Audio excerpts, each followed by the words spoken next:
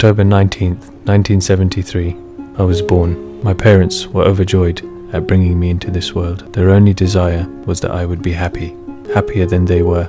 They wanted all the joys of the world for me, and they promised that I would get this if I was successful. However, I quickly realized when I went to school that to achieve success, I would have to sacrifice the best years of my life for a happiness in the very distant future. But it paid off, or so it seemed. Here I was, hitting 21 years old, and the world was in my hands. Happiness was just in my grasp. It seemed as though happiness revolved around having things: nice cars, nice houses, nice clothes, a good-looking partner, security, the comforts of life, the things my parents struggled to give me all their life. It seemed obvious. To get this happiness, I needed to have money. For the next 15 years, I worked hard to get this, and guess what? I was a success story. I had all the money I needed to get everything I wanted, and with the money and position came fame and friends. I had it all. Unfortunately, wisdom, it seems, has its sense of irony. After spending many years gaining all the money to buy all the comforts of the world, I realized I no longer yearned for any of those things. Those things in no way brought me happiness for more than a minuscule amount of time.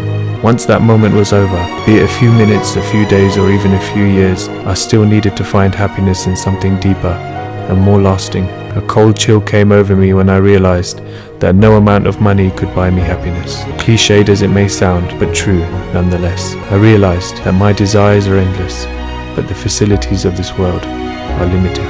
Therefore, no amount of limited pleasure could fulfill my unlimited desires. What should I do? Should I keep going the way I was living and see if the promise of happiness would ever come? But the truth had become as clear as day. The way of life I was leading, the only way of life I knew how to live, would never ever give me what I really wanted. The one thing we're all looking for: happiness. The world had promised me this happiness, but I can tell you that I'm still looking. But in my search for happiness, I came across another promise. I had heard of Eastern philosophies, which talked about looking for happiness internally rather than externally.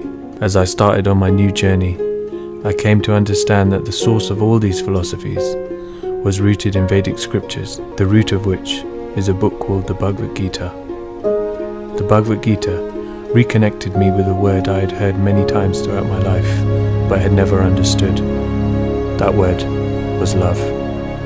Not the superficial love we had grown up to believe, or like what I had seen in the movies, but the selfless surrender to the person who loves us the most, God or Krishna. Krishna's promise is different. It's a promise of true and never-ending happiness, rooted not in superficiality, but in the true nature of who I am, a spirit soul.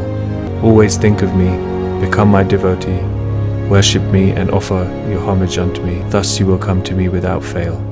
I promise you this, because you are my very dear friend. The Bhagavad Gita provided me with an instruction manual to understand the world around me, who I am, and ultimately what I wanted: true and never-ending happiness.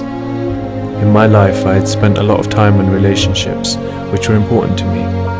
However, I had neglected the most important relationship in my life, my relationship with Krishna. The world had made me many false promises. Now I'm going to make a promise to myself, and I'm starting by making a promise to